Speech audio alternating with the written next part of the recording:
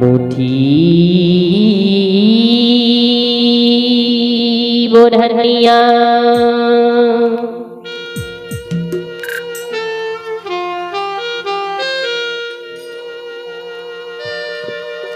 हे माले जय हो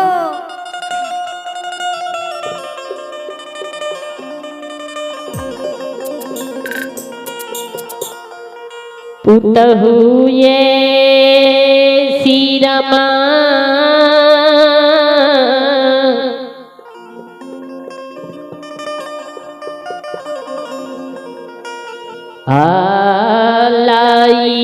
आलाइए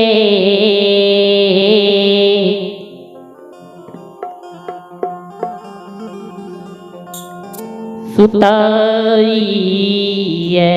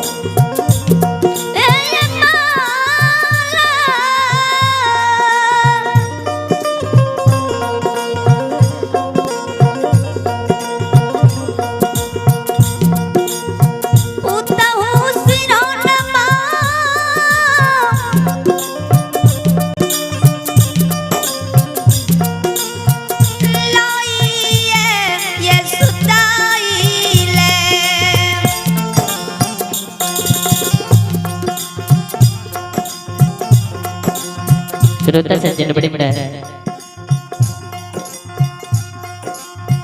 माँ बहन बाबू भैया सब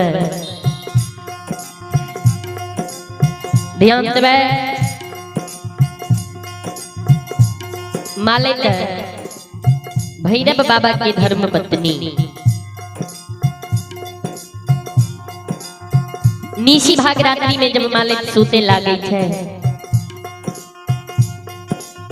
सोना मुठी बढ़न के मालिक सिरहोन के बगल में राख के सूती जाय छे ध्यान देवे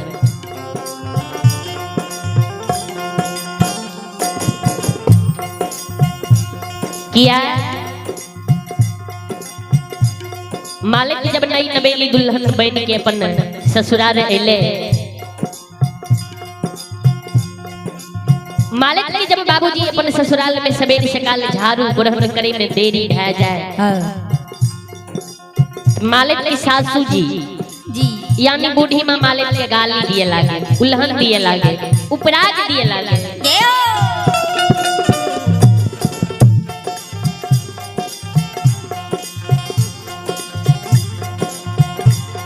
आज सासू जी के डर से मालिक सोना मुट्ठी बढ़न सिरहोन के बगल में राख लेलके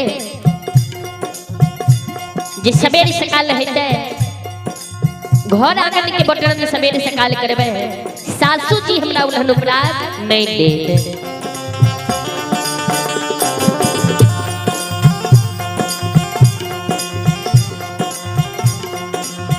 आयो भेले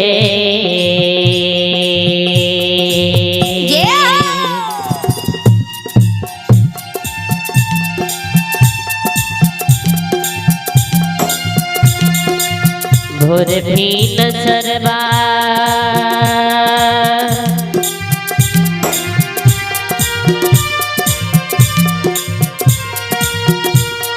हे यो बाबू सा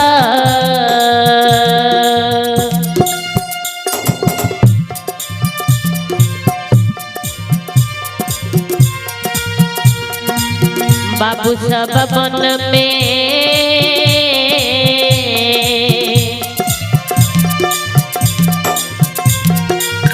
बोले छे कोयलिया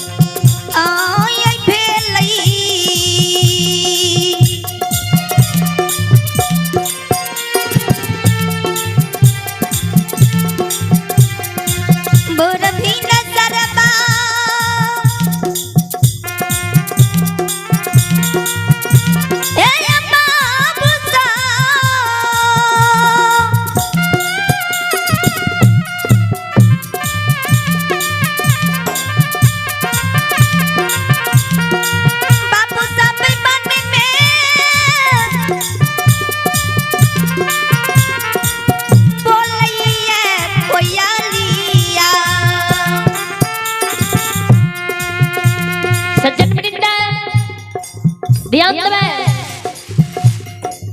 जाहिना बाबूजी भोर भिनसर होइ छै ब्रह्म मुहूर्त आबै छै सवेरे सकाल कोयल वन में बाबूजी बोले लागे छै कोयल सवेरे सकाल वन में आवाज लगावे लागे छै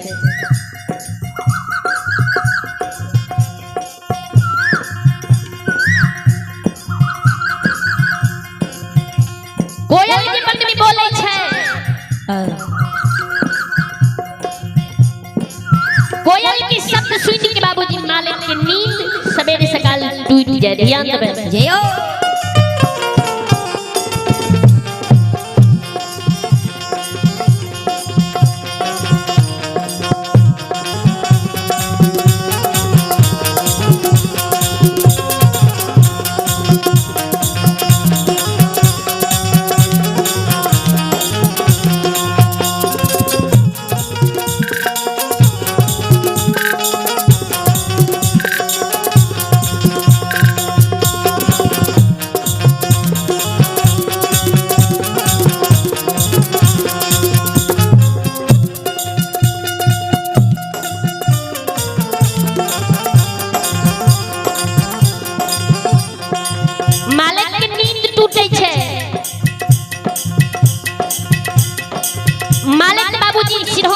सोना मुट्ठी बढ़न राखने रहे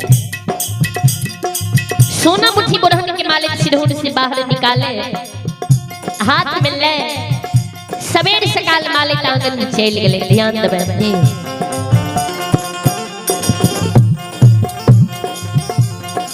आयली हो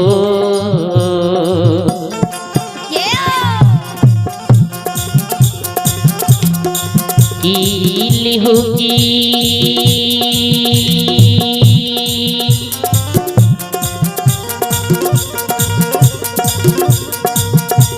ये माले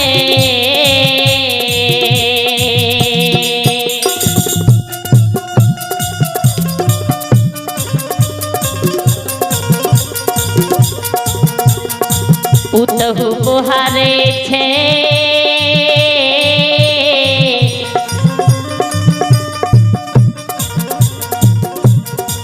घर ये आगानमा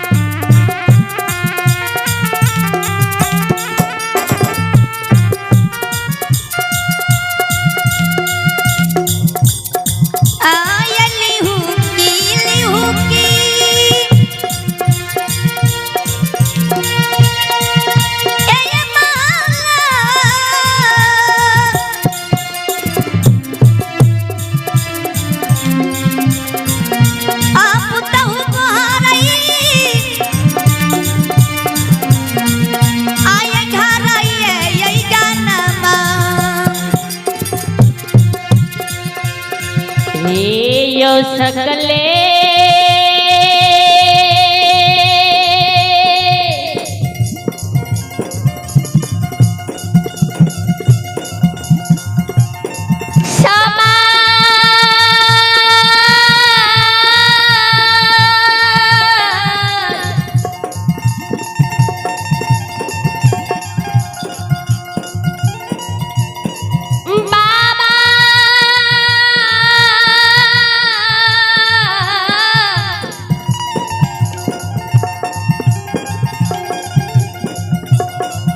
हे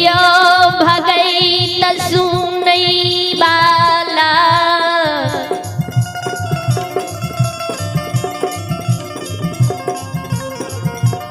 यो ऐ नगरी के बाबू भैया माता बहन सा